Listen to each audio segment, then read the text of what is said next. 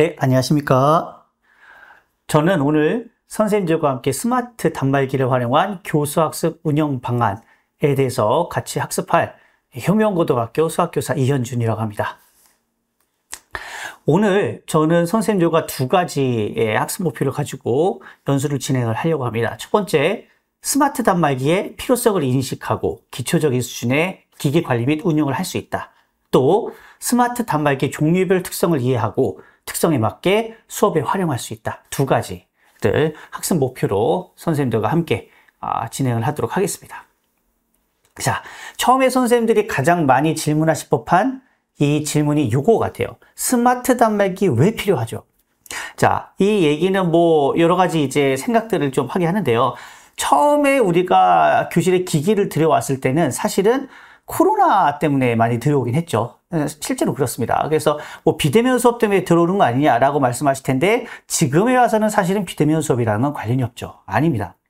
또 어떤 선생님들은 에듀테크를 활용한 수업을 해야 되기 때문이 아니냐라고 말씀을 하실 건데 맞는 말이죠. 하지만 완벽한 정답은 아닌 것 같습니다. 저는 이렇게 표현을 하고 싶어요. 우리가 추구하는 바람직한 교수 학습을 실현하기 위한 도움이기 때문에 필요하다. 자, 설명을 좀 드리려고 합니다. 바람직한 교수학습이라고 하면은 결국에는 우리가 따르는 교육과정에서 좀 내용을 좀 살펴봐야 될 것 같거든요. 그래서 제가 오늘 2022 개정 교육과정이 나오는 여러 가지 내용들을 토대로 과연 교실에 정말 기기가 들어와야 되냐라는 것에 대한 답변을 좀 드려보도록 하겠습니다. 자, 지금 보시는 이 화면은 2022 개정 교육과정 총론 그 해설 부분에 나온 내용입니다. 첫 단원이죠. 교육과정 구성의 방향. 교과적 구성의 중점 단원을 보면 다항해 이런 얘기가 나옵니다. 모든 학생이 학습의 기초인 언어, 수리, 디지털 기초 소양을 갖출 수 있도록 하여. 지금 여기 뭐라고 나와 있냐면 언어와 수리와 디지털이 기초 소양이라고 얘기를 하고 있어요. 언어와 수리는 그럴싸하죠. 그죠? 언어랑 수리 되게 중요한 기초 소양 같아요. 그런데 디지털이 여기 왜 나왔지? 결국에 지금은 정말 급변하는 미래 사회에 아이들한테 정말 기본이 되는 소양 중의 하나로 언어 수리만큼이나 디지털이 중요해졌다라고 판단을 한 겁니다. 그래서 정말로 교육과정 안에서 학생들이 디지털 어떤 기초 소양을 쌓을 수 있도록 여러 가지 교과 수업 안에서도 그런 것들을 녹여내야 된다라는 얘기가 나오고 있어요. 자, 그 다음에 또 주목할 만한 것은 이런 얘기들입니다. 똑같은 곳에 바항에 보면요. 다양한 학생 참여형 수업을 활성화하고 문제 해결 및 사고의 과정을 중시하는 평가를 통해 학습의 질을 개선한다라고 나와 있거든요. 그러니까 그냥 수업이 아니죠. 학생 참여형 수업을 활성화해야 된다. 그 다음에 과정을 중시하는 평가. 그냥 평가에서 끝나는 게 아니죠. 과정을 중시한다. 조금 이따 더 보겠지만 결국에는 학생의 어떤 모든 것들을 관찰하고 종합해서 그걸 피드백을 줄 수 있는 이런 어떤 활류가 일어나야 된다라는 얘기를 여기서 하고 있는 겁니다. 자, 학생이 단순하게 참여하는 게 아니죠. 능동적으로 참여를 해야 됩니다. 교수 학습의 나항에 보면 이런 얘기가 나오죠. 학교는 학생들이 수업에 능동적으로 참여하고 학습의 즐거움을 경험할 수 있도록 교수 학습을 설계하여 운영해야 된다라고 나와 있습니다. 자, 이 또 중요한 얘기 중에 하나죠. 학생 맞춤형 수업을 설계해야 된다. 이거 끝까지 읽지는 않겠습니다. 모든 학생들한테 맞춤형으로 수업이 이루어질 수 있도록 해야 된다. 자, 그 다음에 사망 평가를 보면 이런 얘기가 또 나오죠. 평가에 관련된 내용이 굉장히 여러 가지가 있는데 일단 가항만 간단하게 보겠습니다. 학생 학습의 향상과 성장을 지원하는 평가. 그래서 평가가 학생 개개인의 목표 도달 정도를 확인하고 학습의 부족한 부분을 보충해서 교수 학습의 질을 개선하는 데 주안점을 둬야 된다. 평가가 줄 세우기에서 끝나는 게 아니다. 그죠? 그래서 학생의 부족한 부분도 보충하고 교수 학습의 질, 내 수업의 질도 개선하고 이런데 평가가 쓰여야 된다라는 겁니다. 자, 지금 나온 게 되게 여러 가지가 있는데요. 참여 중심 수업, 과정 중심 평가, 그죠? 학생 주도성, 여러 가지 것들이 계속해서 나오고 있습니다. 이것들을 교사가 20, 30명 되는 애들을 데리고 매 차시마다 혼자서 이걸 다 구현하는 수업을 한다? 굉장히 어렵지 않겠습니까? 그렇죠? 그래서 이제 드리는 겁니다. 결국에는 이 현 시점에 와서는 이런 모든 것들을 실현할 수 있는 강력한 도우미가 결국에는 디지털이나 AI가 될 수 있다라는 거죠. 결국에는 디지털과 AI를 활용한 수업에서 우리가 디지털 소양을 가르쳐 줄 수 있고요. 학생 참여형 수업, 그 다음에 학생 개별 맞춤형 수업도 그렇고, 그 다음에 정말 과정을 중시하고 피드백을 주는 과정 중심 평가 및 피드백이 실현될 수 있을 것이다. 라고 저는 얘기를 하고 싶습니다. 물론 오늘 여기에 따른 모든 내용들을 이 차시에서 다루지는 않아요. 선생님들 다른 차시 수업을 보면 지금 에듀테크 활용한 어떤 수업도 한 두 차시 정도 있죠. 그 다음에 우리 경기도에 있는 하이러닝을 활용한 수업도, 이것도 이제 학생 개별 맞춤형 수업이라든지 학생 참여형 수업을 굉장히 잘 만들어줄 수 있는 플랫폼입니다. 그래서 그런 차시에서 이 내용들을 조금 더 아마 자세하게 다룰 거라고 생각을 합니다. 저는 다른 걸 좀 갖고 왔습니다. 그래서 물론 이제 에듀테크, 그 다음에 하이러닝, 그 다음에 이제 내년도죠. 2025년에 AI 디지털 교과서가 나올 텐데 이런 애들이 이런 것들을 도와줄 수 있는데 중요한 건 그거죠. 그러면 학생들을 당장 이제 이런 수업에 참여시키려고 할 때 뭐가 필요하냐?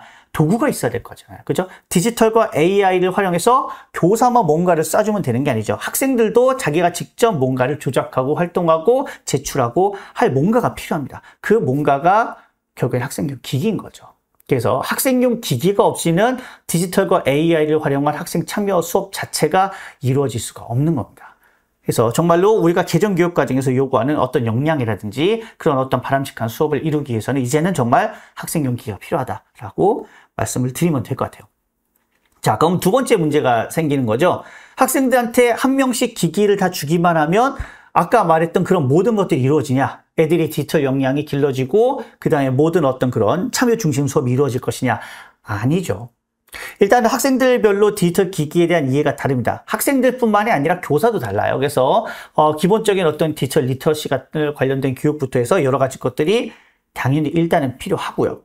플러스 그 다음에 기기가 교수 학습을 위해서 제대로 세팅 및 운영, 관리가 되어야 됩니다. 자, 이게 이제 되지 않고 그냥 아이들한테 기기가 잘 나눠져 있다라고 하면 이게 굉장히 악용될 우려가 많겠죠. 학생들이 교사의 눈을 피해서 오히려 딴짓을 하는 도구로 활용을 한다든지 아니면은 접근하면 안 되는 어떤 사이트라든지 이런 곳에 막 접근을 하게 된다든지, 그래서 교수 학습을 위한 도구가 아니라 오히려 교수 학습을 방해하는 도구로서 활용될 수도 있습니다. 그래서 당연한 얘기지만 우리는 효과적인 교수 학습을 위한 기기 세팅, 운용, 관리 이런 것들도 당연히 배우고 그걸 통해서 스마트 기기를 활용을 해야 됩니다. 자, 그래서 저는 이제 시작으로 디지털 기기 활용을 위한 기초 개념을 먼저 설명을 드리고 오늘 이제 크게 두 가지 종류의 기기를 보려고 해요. 안드로이드 태블릿과 그 다음에 크롬북 두 가지를 어떤 식으로 활용해야 될 것인가를 함께 보도록 하겠습니다. 자, 조금 딱딱한 내용일 수가 있는데요. 먼저 이 얘기를 좀 하도록 할게요. 예전이랑 다르게 디지털 환경이 굉장히 급격하게 변화하고 있습니다. 근데 변화하는 어떤 양상을 보면요, 클라우드 기반으로 굉장히 넘어가고 있다라는 게 많이 보여요. 자, 클라우드 기반으로 데이터를 관리한다라는 건 어떤 느낌이냐? 내 기기에 데이터를 저장하는 게 아니고 클라우드에 데이터를 저장하는 거죠. 왜 그럴까라고 하는데 가장 큰 장점은 그거죠. 내 데이터를 이 기기, 이 장소에서만 열어볼 수 있는 게 아니라 다른 곳에서 다른 기기를 통해서도 이 데이터에 액세스를 할 수가 있게 되는 겁니다. 클라우드 기반으로 저장돼 있을 때는 그런 것들이 가능하죠. 또 다른 사람한테 내가 가지고 있는 어떤 데이터를 공유하려고 해요. 그럴 때는 보통 이제 뭔가 메일로 쏜다든지 메신저로 전송한다든지 그러면 반대쪽 사람도 또 그걸 다운로드 받고 뭐 해가지고 열고 굉장히 불편하죠. 그런데 제가 만일 클라우드 위에 제 데이터를 저장을 해놨어요. 클라우드 상에. 그러면 걔에 해당하는 URL만 계속해서 공유를 해주면 그 URL을 공유받은 사람은 따로 다운로드를 받거나 할 필요 없이 그 URL로 접속만 해도 그 제 데이터를 같이 공유할 수가 있겠죠. 하나의 단일한 어떤 파일에 여러 사람이 액세스하는 게 가능해집니다. 그리고 그게 가능해지니까 또 뭐가 되냐면 공동으로 동시에 데이터에 액세스해서 데이터를 수정하거나 협업하거나 하는 것들도 가능해지겠죠. 네, 그래서 클라우드 기반의 데이터 관리가 계속해서 이제 우리 생활 속에 계속 들어오고 있다라고 저는 이제 얘기를 하고 싶고요. 여기서 되게 중요한 게 있습니다. 그러면 클라우드 안에 굉장히 여러 사람의 데이터가 마구마구 저장돼 있을 거란 말이에요. 그러면 이 데이터는 내 거야 라는 얘기를 하려면 어떤 저장소가 있고 내 공간이 있고요. 그래서 그 공간 안에 내 데이터가 있어서 이 데이터는 내가 열 수 있어 라는 것들이 보장이 돼야 되겠죠. 그래서 클라우드 기반의 데이터 관리에 굉장히 중요한 부분 중에 하나는 나의 계정입니다. 보통 우리가 계정이라고 하면 뭐 이메일 보낼 때 쓰는 거 아니야? 이렇게 단순하게 생각을 하실 텐데 지금은 그렇게 생각하시면 안 되고요. 클라우드 위에 떠 있는 모든 내 데이터에 액세스하기 위한 열쇠라고 생각을 하시는 게 가장 좋을 것 같아요. 그럼 학생들도 클라우드 기반 데이터 관리로 넘어가겠다라고 하면 개개인마다 자기 계정이 필요하다라는 생각도 여기서 하실 수 있을 것 같습니다. 네, 그 다음에 두 번째로 웹앱에 대해서 얘기를 좀 드리려고 해요. 우리가 보통 이제 컴퓨터에 설치해서 쓰는 앱들이 있죠. 뭐 한글 같은 것도 우리가 컴퓨터에다 설치해서 쓰고요. 이제까지 거의 뭐 프로그램을 실행시키겠다라고 하면 컴퓨터에 일단 설치를 한 다음에 실행시키는 경우가 많았습니다. 그런데 클라우드 기반의 데이터 관리뿐만이 아니라 이제는 애플리케이션도 클라우드 기반으로 작동하는 방식으로 많이 바뀌고 있어요. 선생님들 많이 쓰시는 뭐 패들릿이나 뭐 캔바나 뭐 미리 캔버스나 이런 어떤 에듀테크 도구들 설치해서 쓰셨나요? 아니죠. 저희가 그냥 URL에 접속해서 엔터를 누르니까 그 사이트에 바로 들어갔고요. 별도의 설치 과정 없이 그 프로그램들이 자동으로 구동이 됐습니다. 결국에는 애플리케이션이 웹에서 작동을 하게 된 거죠. 우리는 설치를 할 필요가 없어요. 브라우저에 바로 접속해서 그 프로그램들을 쓸 수 있죠.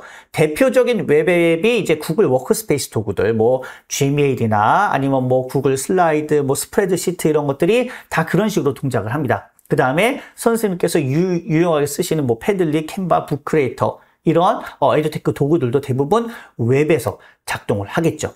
자, 그럼 이 두 개를 종합해 보면 우리가 이런 생각을 할 수 있습니다. 클라우드 기반의 데이터, 그 다음 웹앱으로 전환되면서 예전에는 모든 프로그램들을 PC에 설치해서 썼고 성능 좋고 용량 많은 PC가 그래서 너무 중요했어요. 그래서 저도 뭐 예전에는 정말로 성능 좋은 PC, 용량 많은 PC 이런 것들을 막 이제 살려고 굉장히 노력을 많이 했던 것 같고요. 제가 뭔가 데이터를 열심히 만들었는데 모르고 저장을 안 눌렀어요. 그럼 어떻게 되죠? 다 날아가죠. 네. 그런 일도 되게 많아서 우리가 뭔가 이제 데이터를 제대로 저장하고 이중, 상중 백업을 하고 뭐 이러려고 USB 메모리도 계속 갖고 다니고 외장 하드도 뭐 갖고 다니고 이런 것들이 되게 많았었습니다. 자, 이제는 어떻게 되고 있냐? 프로그램을 계속해서 설치를 안 하게 되잖아요. 계속 웹앱을 이용하기 시작하니까 프로그램을 설치할 일이 별로 없습니다. 그래서 저도 어느 순간부터는 뭐 고사양의 기기를 사는 어떤 필요성을 잘 못 느껴요. 보통 이제 업무용 컴퓨터만 하나 들고 다니면서 그걸로 모든 업무를 다 하고 있는 것 같고요. 그 다음에 컴퓨터에 내장된 어떤 드라이브의 용량이 많을 필요도 없어요. 왜? 그냥 클라우드 안에 저장이 되니까요. 그죠? 그리고 보통은 웹앱들이 데이터가 실시간 저장이 되죠. 클라우드 기반이기 때문에 이게 가능합니다. 그래서 뭐 저장 버튼 못 눌렀다고 해서 큰일 날 일도 없고요. 아까 말씀드렸지만 데이터 공유 및 협업 이런 것들이 굉장히 이제 잘 이루어지기 시작했다라는 겁니다. 자, 이 얘기를 왜 기기 활용에 앞서서 드렸냐? 이런 겁니다. 학생용 기기를 세팅할 때는 그럼 어떤 주안점을 두고 세팅을 해야 되냐라는 겁니다. 결국에는 학생용 기기를 쓸 때도 클라우드 기반으로 이제는 쓸 수밖에 없고요. 그래야지만 교사와 학생이 서로의 데이터를 공유하거나 아니면 학생이 중요한 데이터를 교사가 이제 열람하고 피드백을 준다든지 아니면 학생이 참여형 수업이잖아요. 학생이 뭔가 참여했다는 걸 교사가 이제 알려면 결국에는 네트워크상의 모든 것들이 다 연결돼서 그죠?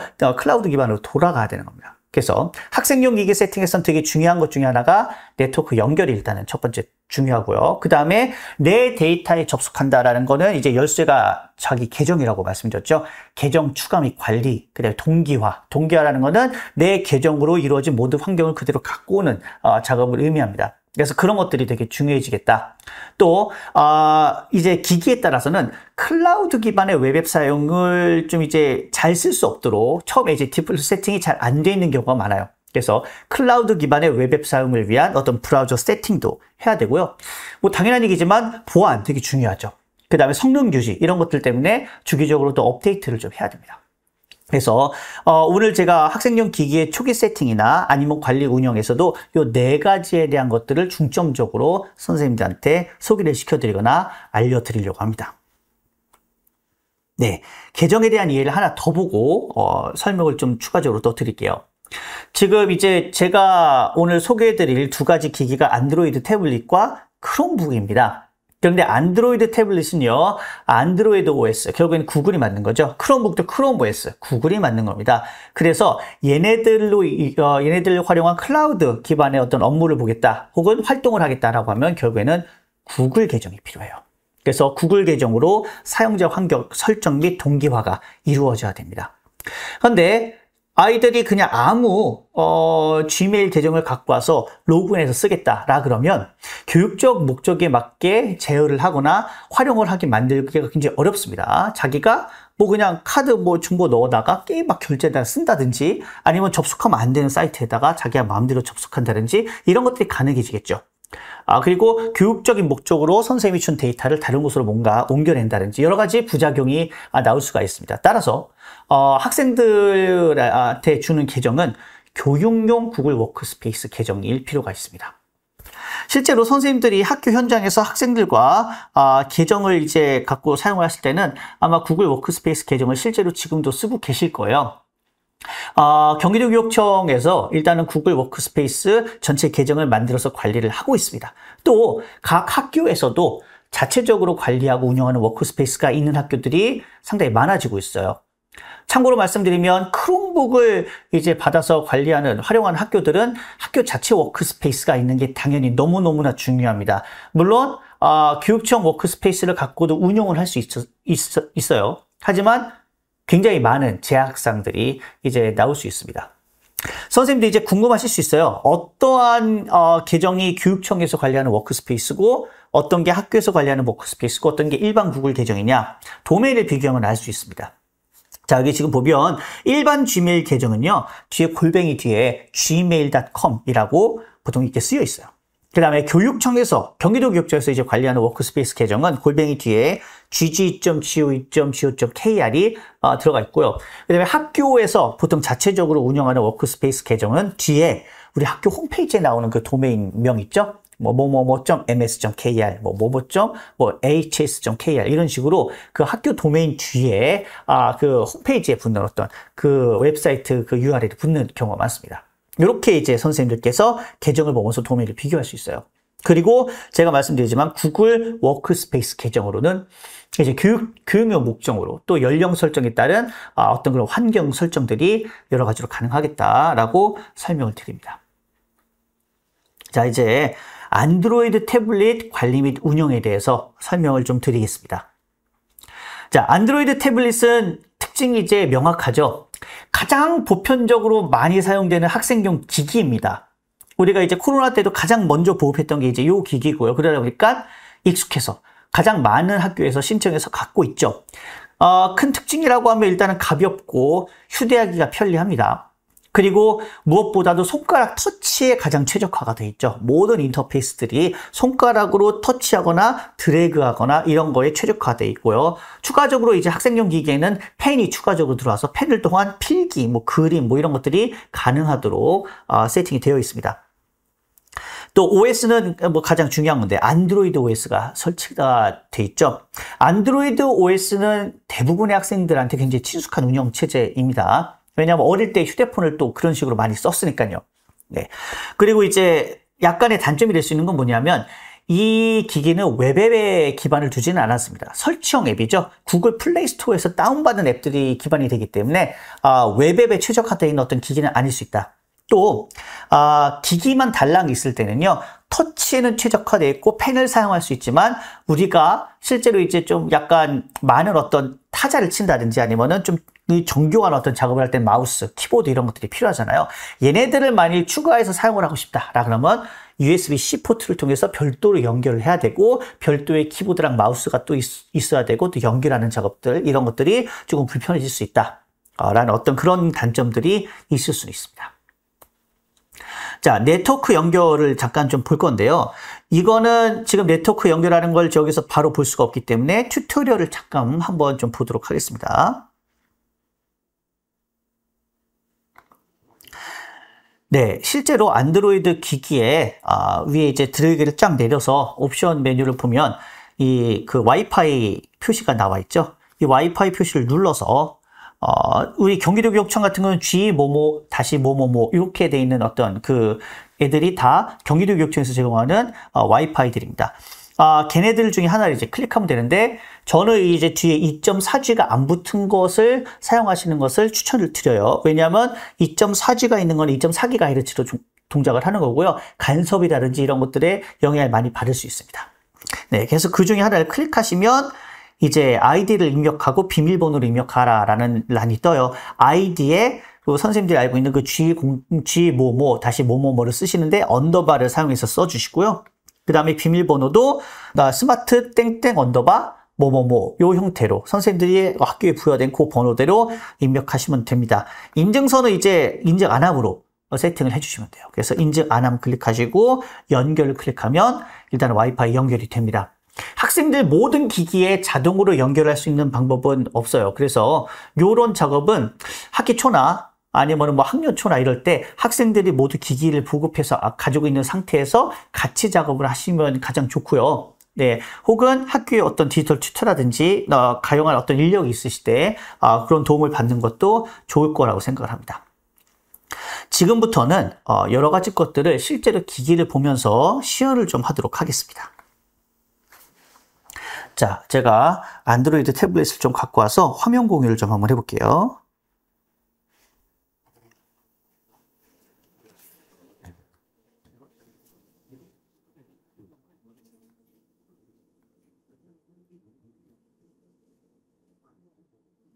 네, 처음으로 볼 거는 계정을 좀 추가하는 작업입니다. 여기에 이제 기본적으로 구글 계정이 처음에 아마 들어가 있는 것들이 여러 가지가 있을 거예요. 있는데 내가 학교에 구글 계정을 추가를 하고 싶다라고 할 때는 가장 편한 방법이 구글 앱 중에 하나를 여는 겁니다. 저는 여러 가지 구글 도구 중에 구글이라고 되어 있는 앱을 한번 열어볼게요. 자, 이게 구글 앱입니다. 구글 앱은 크롬 브라우저랑 다른 거예요. 구글 앱은 구글 검색 엔진을 애플리케이션을 만들어 놓은 거라고 보시면 되고요. 크롬 앱은 크롬 브라우저라고 해서 브라우징을 하기 위한 어떤 도구 중에 하나입니다. 비슷하지만 전혀 다른 거기 때문에 구분을 해주시면 좋을 것 같아요. 자, 항상 이제 구글 서비스들을 열면요. 우측 상단에 이런 어떤 동그라미가 있어요. 저 같은 경우 이렇게 눌러보면 이게 무슨 역할을 하냐면 계정을 변환하거나 관리하는 어떤 그런 역할이 이제 주어집니다. 여기 이제 아래 삼각형을 이렇게 클릭해서 보면 네, 뒤에 이제 다른 계정을 추가할 수 있도록 이런 메뉴가 나오는 걸 보실 수가 있어요. 다른 계정을 한번 추가해 보겠습니다. 보통은 여기다가 개별 학생들한테 부여된 계정을 넣어주면 좋겠죠. 네, 보통 이제 정보를 이제 확인을 하고요. 네, 여기다가 임시로 다른 계정을 한번 넣어 보겠습니다. 저희 학교에서 쓰는 임시 계정을 한번 넣어볼게요.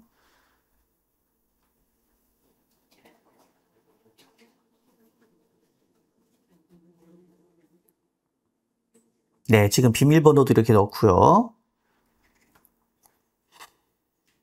다음을 눌러주면 보통 이제 워크스페이스 계정 같은 경우는 이런 식으로 어떤 동의 과정을 좀 거칩니다. 그래서 동의를 눌러줄 수 있고요.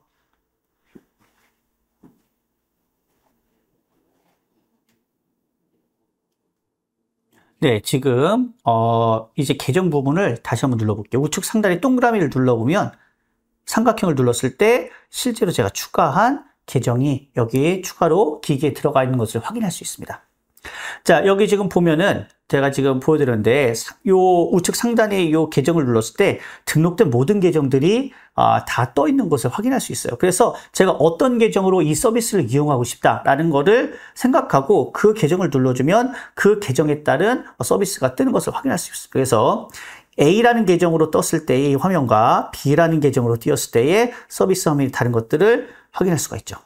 네, 이렇게 달라진 것들을 확인할 수 있습니다. 그래서 구글 워크스페이스 애플리케이션 같은 경우는 안드로이드 상에서는 여러 개의 계정을 놓고 거기 안에서 여러 명의 사람이 쓰는 것처럼 여러 개의 계정을 동시에 스위칭해 가면서 쓰는 게 가능하다라는 것도 여기서 확인할 수가 있겠습니다.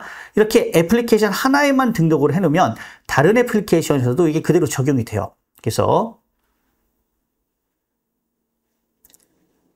자, 예를 들어서 구글 드라이브를 들어가겠다. 그래서 구글 드라이브 앱을 들어가 보면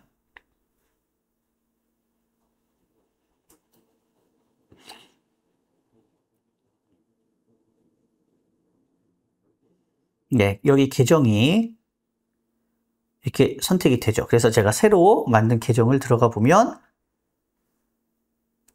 네, 실제로 새로 만든 계정에 따른 구글 드라이브 화면이 열리는 것을 확인할 수가 있습니다. 자, 그 다음에 다른 것도 한번 볼 건데요. 이게 플렉슬이라는 애플리케이션인데요. 여기에 사용을 하기 원해서 구글로 로그인을 하겠다라고 눌러주면 어떤 구글 계정으로 로그인할지를 바로 묻게 되고요. 네, 별도의 아이디랑 비밀번호를 입력하는 과정 없이 제 계정이 그대로 들어가면서 로그인이 바로 진행되는 것들을 확인할 수 있습니다. 네, 그래서 이런 식으로 기기 안에 계정이 등록돼 있으면 별도의 그 아이디랑 비밀번호를 다시 입력하는 게 아니라 클릭 몇 번만으로 그 서비스를 이용하게 할 수 있는 어떤 그런 장점들이 있기 때문에 네, 이런 측면으로도 계정이 유용하게 활용될 수 있습니다. 소프트웨어 업데이트를 한번 보도록 할게요. 이것도 일괄 업데이트가 좀 힘든 부분이 있기 때문에 혹시 시간이 날 때 학생들과 함께 일괄 업데이트를 하거나 하면 좋을 것 같아요. 네, 설정 버튼을 클릭하면 네, 안드로이드 앱상에서는 이런 화면들이 뜹니다. 네, 여기 지금 보면 하단에 소프트웨어 업데이트라는 메뉴가 있죠. 이걸 눌러주면 네, 다운로드 및 설치라는 곳이 나옵니다. 지금은 아마 소프트웨어 업데이트가 다 돼 있어서 더 이상 업데이트할 게 없다라고 나올 텐데 업데이트할 요소가 있다라고 하면 여기 이제 업데이트를 하라라는 어떤 안내가 좀 나올 거예요. 그래서 와이파이를 통해서 업데이트를 한다든지 이런 것들도 가능하겠다 라고 설명을 드리겠습니다. 자, 여기뿐만 아니라 이 소프트웨어뿐만 아니라 구글 플레이 스토어에 있는 앱들도 업데이트를 주기적으로 해줄 필요가 있어요. 그래서 구글 플레이 스토어를 들어가 보면 구글 플레이 스토어에도 우측 상단에 이 동그라미가 있죠. 네, 이 동그라미를 눌러서 네, 앱 및 기기 관리를 클릭을 합니다.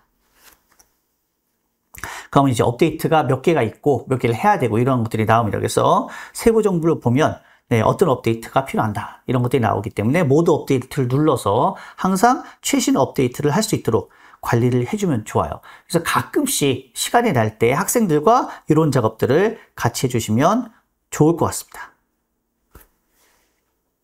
자, 그 다음에 이제 제가 아까 말씀드린 웹앱 운용을 위한 안드로이드 세팅을 좀 보려고 합니다.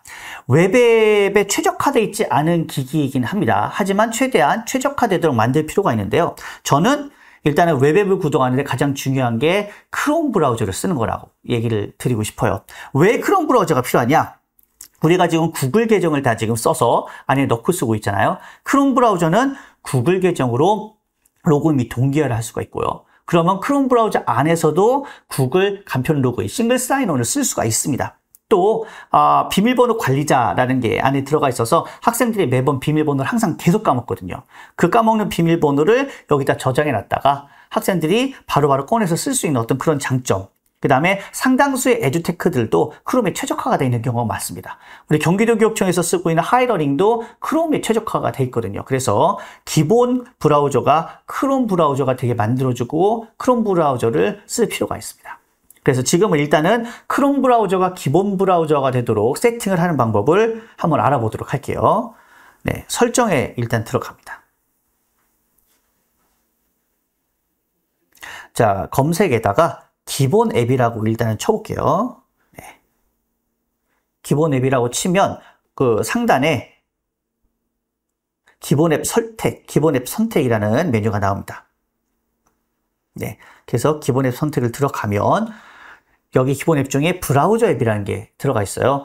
브라우저 앱이 대부분 처음에 삼성 인터넷으로 되어 있을 경우가 많습니다. 요거를 크롬으로 바꿔주면 앞으로 인터넷에 액세스 한다든지 기본적으로 그 다음에 링크를 눌렀을 때 열리는 기본 앱이 크롬 브라우저로 바뀌게 됩니다. 그래서 이렇게 기본 앱을 선생님들께서 설정해 주실 수가 있어요.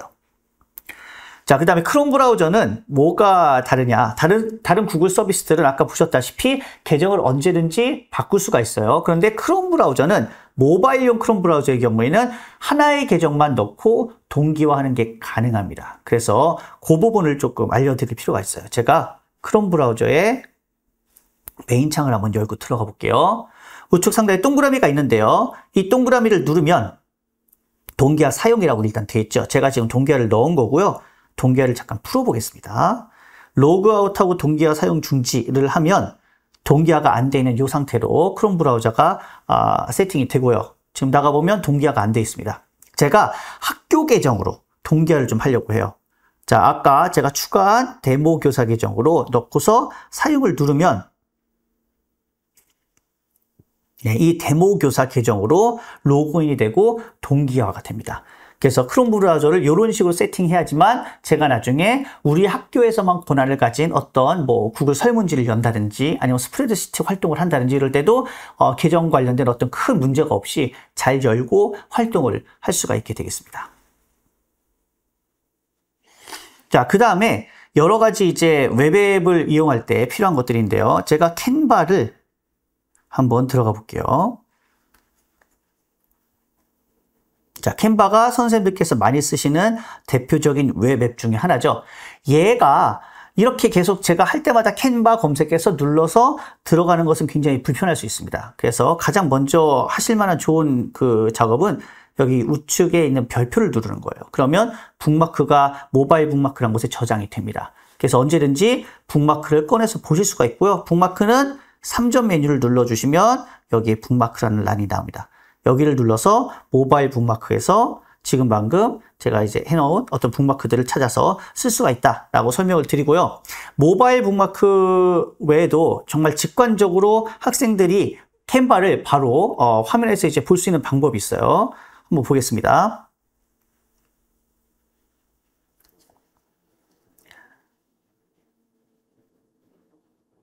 자, 이 화면이 언제든지 우리가 안드로이드 앱처럼 누르면 나오게 하고 싶은 어떤 그런 사항이라고 보면 얘를 홈 화면에 추가하는 것이 가능합니다. 자, 이제 우측 상단에 3점 메뉴를 누르고 스크롤을 올려보면 홈 화면에 추가라는 메뉴가 나오는데요. 요걸 누르고 추가를 눌러주면 이런 식으로 아이콘이 하나가 생성이 돼요. 요거를 오랫동안 누르고 있으면 얘가 그대로 이렇게 홈 버튼에 추가할 수 있도록 이렇게 아이콘이 생깁니다. 그래서 얘를 만약 제가 누르면 언제든지 캔바가 바로 이렇게 열리는 이런 식으로 이제 나올 수 있는 겁니다. 자, 그 다음에 이제 사이트에 따라서는 이게 데스크톱에서 볼 때랑 모바일로 볼 때 사이트가 틀린 경우가 좀 나와요. 그러면 작업을 하기가 되게 불편해지는 경우가 생깁니다. 그럴 때 필요한 것이 뭐냐면 3점 메뉴 우측에 쭉 내려가 보면 데스크톱 사이트라는 옵션이에요. 요걸 눌러주면 이 브라우저에서 이게 모바일용 브라우저가 아닌 데스크톱에서 구현되는 어떤 브라우저랑 똑같은 형태로 브라우저가 변경된 것을 확인할 수가 있습니다. 그래서 이것도 뭐 하이러닝도 마찬가지고요. 여러 가지 웹에 최적화되어 있는 어떤 애플리케이션을 이용할 때는 이 데스크톱 사이트 앱을 눌러서 최적화해 주시면은 보다 더 모바일에서도 웹앱을 편리하게 사용하실 수 있을 것 같습니다. 자, 이제 두 번째로 크롬북에 대해서 한번 보도록 하겠습니다. 자, 크롬북은 이런 식으로 보통 생겼어요. 그래서 보시면 키보드도 있고요. 그다음에 터치도 당연히 되고 마우스패드 있고 펜을 이용해서 글씨를 쓴다든지 이런 것들도 가능하게 되어 있습니다. 저 치면 태블릿 모드라고 해서 태블릿처럼 이용하는 것도 가능하게 이렇게 되어 있어요. 크롬북에 대해서 조금만 더 자세하게 좀 알아보도록 하겠습니다. 기본적으로 크롬북은 크롬 OS를 운영체제로 사용하는 클라우드 기반의 휴대용 컴퓨터입니다. 그래서 크롬 브라우저만 띄워진 어떤 컴퓨터다라고 생각하시는 게 좀 편해요. 여기 안에 이제 운영체제가 굉장히 가볍고요. 저전력 프로세서가 들어가 있기 때문에 사용시간이 되게 길고요. 키보드, 뭐 터치, 펜 모두 사용이 가능합니다. 그리고 데이터가 대부분 구글 드라이브에 저장되기 때문에 기기 용량을 잘 차지하지 않습니다. 여기 안에 이제 보통 웹앱을 이용해서 활동을 많이 하게 될 텐데요. 그래서 웹앱에 최적화된 완벽한 데스크톱용 크롬 브라우저가 내장되어 있는 점이 굉장히 큰 특징이고요. 그것뿐만 아니라 안드로이드 앱도 사용이 가능합니다. 구글 플레이 스토어가 있어요. 물론 호환이 안 되거나 사용이 불가능한 앱도 존재를 합니다. 그리고 일반 윈도우 노트북과 같은 어떤 프로그램들은 설치가 안 돼요. 그래서 그거는 선생님들이 좀 알고 계셔야 되고요. 클라우드 기반이기 때문에 인터넷 연결이 안 되면 사실상 못 쓴다라고 생각하시면 되겠습니다. 아까 제가 이제 안드로이드 태블릿 같은 경우는 여러 가지 관리 얘기를 많이 들었는데 크롬북은 개별 교사가 관리 운영할 일이 크게 없어요. 관리자가 일괄 통제 및 운영할 수 있는 부분이 굉장히 많기 때문에 그 부분도 일반 교사들한테 큰 어떤 매력이 될 수 있을 것 같습니다. 크롬북은 요즘엔 다시 CEU라는 라이센스가 붙어서 나와요. 얘는 기기 자체를 관리자가 이 하나하나를 모니터하고 제어할 수 있는 어떤 그런 기능이라고 보시면 됩니다. 그래서 이 CEU가 등록되어 있는 크롬북 같은 경우는 관리자가 원격으로 초기화할 수 있고요. 원격으로 일괄 업데이트할 수 있고요. 그 다음에 게스트 로그 이런 거 다 막을 수 있어요. 그 다음에 IP 추적. 그 다음에 기계 사용을 일시 정지한다든지, 뭐 앱을 강제로 깐다든지, 그래서 강력한 어떤 기능들이 다 이제 구현이 된다라고 보시면 되겠습니다. 네트워크 연결에 있어서도 크롬북이 굉장히 강점이 있는 부분이 있어요. 뭐냐? 아까 제가 그 안드로이드 태블릿 같은 경우는 네트워크에 어떻게 연결하셔라 라는 걸 하나하나 다 설명을 드렸는데요. 이거를 관리자가 일괄적으로 다 세팅해서 뿌릴 수가 있습니다. 그렇기 때문에 아마 이런 여러 가지 것들이 일반적인 어떤 사용을 하는 교사들은 굉장히 편할 수 있다라고 설명을 좀 드릴게요. 자, 이 부분은 이제 따로 설명을 드릴 필요가 있는데, 안드로이드 태블릿 같은 경우는 계정을 여러 개를 아까 넣는 건 보셨죠? 그런데 동일한 인터페이스에서 계정만 바꿔가면서 서비스를 이용했습니다. 그런데 크롬북 같은 경우는 계정으로 로그인을 하면요, 그 계정, 하나의 계정에 따라서 모든 환경이 그대로 세팅이 됩니다. 그래서 제가 A 계정으로 로그인을 하면요, A 계정용 컴퓨터가 되는 거고요. B 계정으로 로그인을 하면 B 계정용 컴퓨터가 되는 거예요. 그래서 완벽하게 클라우드 기반 컴퓨팅이기 때문에 한 대의 크롬북을 갖고 진짜 A 학생과 B 학생과 C 학생이 자기의 계정을 하나씩 넣고 사용해도 큰 문제가 없다. 그래서 어떤 때 가장 큰 강점이 있느냐면, 뭔가 특별실 같은 거 있죠. 애들 이동식 수업을 할 때 자기가 교실에 있는 걸 계속 기기를 갖고 와서 쓰기가 좀 어려운데, 그럴 때 공용 강의실에 공용 크롬북을 비치해서 공동으로 써도 큰 문제가 없다라는 어떤 그런 장점이 있습니다. 네, 크롬북도 각종 설명을 좀 해볼게요. 자, 이게 크롬북의 메인 화면입니다. 우측 하단에 이제 터치를 해보면 이제 이런 설정 메뉴가 나오고요. 여기 보면 여러 가지 메뉴들이 있습니다. 간단하게 화면 캡처 같은 걸 보면 이렇게 드래그해서 화면 캡처할 영역을 선택해서 캡처를 한다든지, 이런 것들을 굉장히 직관적으로 빠르게 할 수 있도록 단축키들이 있고요. 지금 여기 보면 US라고 하단에 써져 있는 부분이 있어요. 한글이 아니라 영어 타자가 지금 이제 세팅되어 있는 경우인데요. 여기 보통 이제 한영키가 있습니다.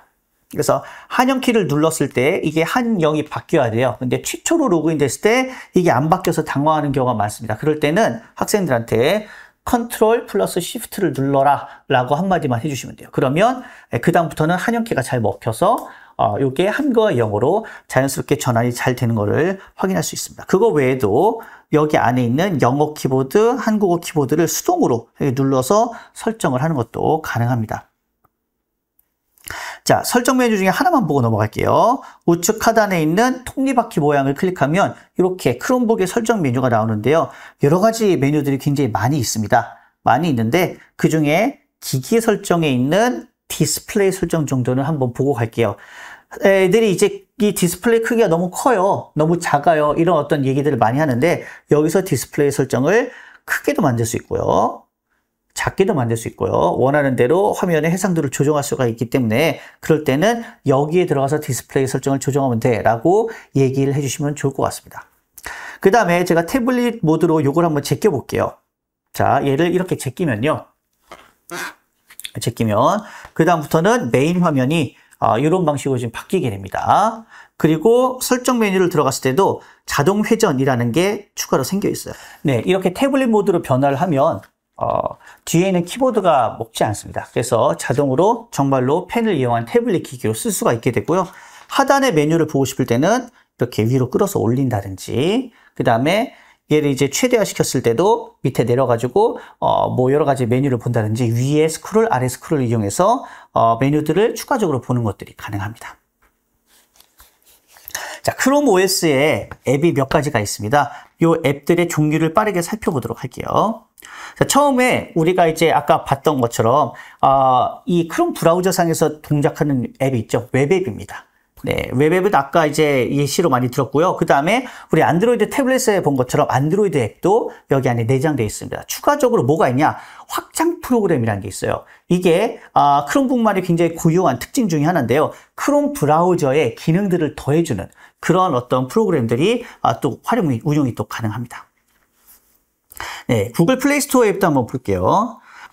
자, 제가 크롬북에서 하단에 구글 플레이 스토어 앱을 열어보겠습니다. 지금 보시면 확인할 수 있는 게 뭐냐면, 플레이 스토어에 여러 가지 앱이 그렇게 많이 있지 않아요. 이유가 뭐냐? 관리자가 이거는 깔아도 돼 라고 허용한 앱들만 학생 화면에 뜨기 때문입니다. 그래서 학생들이 아무 게임이나 자기가 원하는 어떤 구글 플레이 스토어의 앱을 깔지 못하도록 막는 어떤 그런 효과들이 여기 있고요. 자, 제가 좌측 하단에 있는 이 동글뱅이를 누르면 이렇게 실제로 설치되어 있는 앱의 리스트가 나옵니다. 여기 보면 드라이브라고 되어 있는 애가 있고요. 여기에 이쪽에 있고요. 그 다음에 구글 드라이브라고 되어 있는 애도 있습니다. 차이점을 잠깐 볼게요. 드라이브라는 애를 실행시키면요. 실제로 구글 플레이스토어에서 깐 애플리케이션이 실행이 됩니다. 그 다음에 구글 드라이브라는 걸 눌러주면요. 네, 웹앱으로서의 구글 드라이브 앱이 열려요. 이게 두 개가 아이콘이 비슷하죠. 그래서 헷갈릴 수가 있습니다.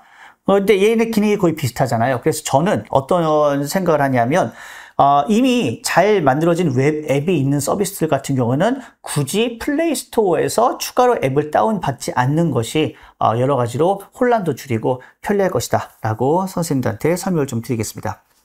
마지막으로 확장 프로그램을 두어 가지만 설명을 드릴게요. 확장 프로그램이라고 하면 네, 이 크롬 브라우저 우측 상단에 요 퍼즐 모양의 아이콘에서 볼 수가 있어요. 확장 프로그램들이 제가 쓰고 있는 것들이 많이 있는데 그 중에 2개 정도만 보여드리려고 합니다. 제가 지금 소개해드릴 확장 프로그램 중에 하나는 네, 여기 나와 있는 애드 스키퍼라는 겁니다. 광고를 건너뛰는 여러 가지 확장 프로그램들이 있는데요. 그 중에 하나를 갖고 온 거고요. 이런 애들이 깔려 있으면 어떤 일이 벌어지느냐? 네, 유튜브에서 광고가 뜨지 않습니다. 실제로 한번 확인해 볼게요. 자, 지금 경기도교육청 유튜브 채널을 들어왔는데요. 동영상을 한번 눌러볼게요. 아이들이 네, 동영상을 눌렀는데 광고가 전혀 뜨지 않았죠? 다른 것도 한번 볼까요? 네, 이런 동영상도 한번 눌러보면 마찬가지로 학생들의 마음 건강은 어떤가? 네, 마찬가지로 전혀 광고가 뜨지 않고 바로 재생되는 걸 확인할 수 있습니다. 이런 것들이 이제 확장 프로그램의 어떤 장점들의 하나고요. 그 다음에 여기 지금 보면 제가 맨 밑에 Keep Awake라는 프로그램을 깔아놨어요. 이것도 이제 확장 프로그램 중에 하나입니다. 크롬북 같은 경우에는 시간이 지나면 알아서 강제로 이제 그 절전 모드로 들어가는 경향이 있어요. 아이들이 이거 되게 불편해합니다. 그런데 이 Keep Awake라는 걸 실행을 해놓고 네, 요거를 햇빛 모드로 바꿔주면 지금은 제가 한번 눌러서 저녁 모드로 바뀌었는데요. 네, 요거를 밤 모드로도 바꿀 수 있고 또 누르면 이제 햇빛 모드로 바뀝니다. 이렇게 해서 햇빛 모드로 바뀌어주면요. 얘가 아무리 시간이 지나도 절전 모드로 전환을 하지 않아요. 네, 이런 식으로 여러 가지 유용한 확장 프로그램들을 추가적으로 사용하는 것들도 가능하겠습니다. 자, 이번에는 기기를 활용해서 선생님들께서 유용하게 쓰실 수 있을 만한 앱들을 두어 가지를 좀 가져왔습니다. 첫 번째로는 구글 렌즈입니다. 구글 렌즈는 이렇게 안드로이드 태블릿이 있으면 누구나 접속해서 쓸 수 있는 앱 중에 하나입니다. 저는 이제 구글 앱을 한번 열어볼게요. 참고로 크롬 브라우저에서도 똑같은 기능이 있습니다. 자, 구글 앱을 열어보면 이 검색바 끝에 이런 카메라 모양의 아이콘이 생겨요. 이게 이제 구글 렌즈라는 건데요. 얘가 기본적으로 뭐 QR코드를 검색한다든지 이런 때도 쓸 수 있어요. 하지만 추가적으로 뭘 더 쓸 수 있느냐? 자, 예를 들어서 이렇게 영어 지문 같은 게 나왔을 때 얘를 한번 제가 촬영을 한번 해보겠습니다. 자, 이게 지금 그냥 화면에 떠있던 영어 지문인데요. 텍스트를 제가 임의로 선택할 수가 있어요. 그래서 여기 있는 텍스트를 선택해서 뭐 예를 들어서 음성을 듣는다든지 Urban delivery vehicles can be adapted to better suit the density of urban distribution. 자, 이런 식으로 음성을 듣는다든지 아니면은 번역을 할 수도 있습니다. 여기서 번역을 누르면 번역기로 이제 넘어갈 건데요.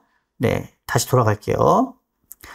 여기는 영어 지문이 그냥 실시간으로 바로 한국어로 보이게도 만들 수가 있어요. 그래서 번역을 눌러주면 영어가 이렇게 바로 한국어로 바뀌는 것도 볼 수가 있습니다. 네, 그 다음에 요 지문이 들어가 있는 어떤 특정한 어떤 뭔가를 검색하고 싶다. 그럼 검색이 됩니다. 그래서 텍스트를 선택해서 검색을 한다든지 혹은 동기화된 다른 컴퓨터로 요 내용들을 복사해서 갈 수도 있어요. 그래서 요렇게 생긴 영어 지문을 내가 하나하나 다 타이핑을 치기가 귀찮다 그럴 때는 컴퓨터로 복사라는 걸 클릭해주면 동기화된 다른 컴퓨터에 이게 지금 여기 동기화가 안 돼 있어서 끊겼는데 다른 컴퓨터를 눌러주면 다른 컴퓨터에 이 클립보드에 그대로 내용이 저장돼서 제가 다른 메모장에 붙여둔다든지 워드 프로세서에 얘를 옮겨 적는 어떤 그런 것들도 가능합니다. 그래서 선생님께서 유용하게 쓰실 수 있는 앱이라고 생각을 하고요.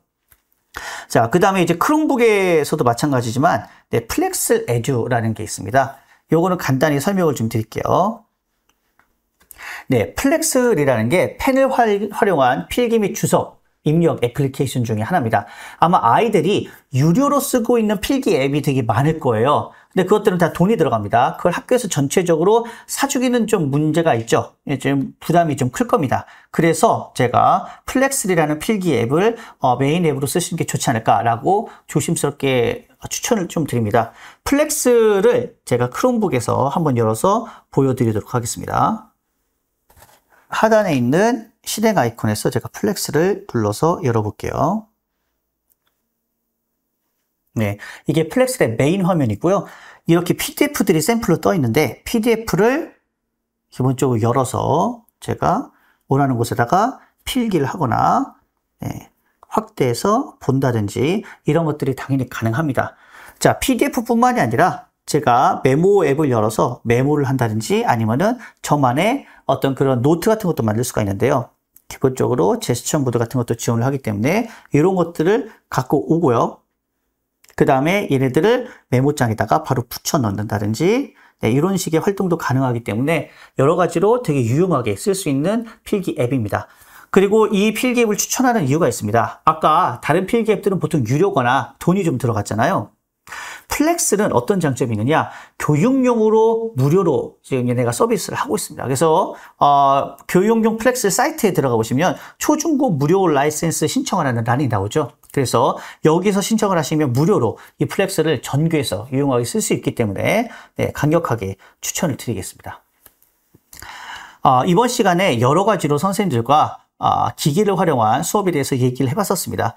처음에 이제 스마트 기기가 왜 필요한지를 설명을 했고요. 기초적인 관리 및 운용을 이제 두 기기로 나눠서 설명을 드렸고, 어떤 유용한 애플리케이션도 몇 가지 소개를 드렸습니다. 이 사실 내용을 바탕으로 학생들과 정말 참여 중심 수업, 되게 유용한 어떤 맞춤형 수업들을 구현하시길 바랍니다. 수고하셨습니다.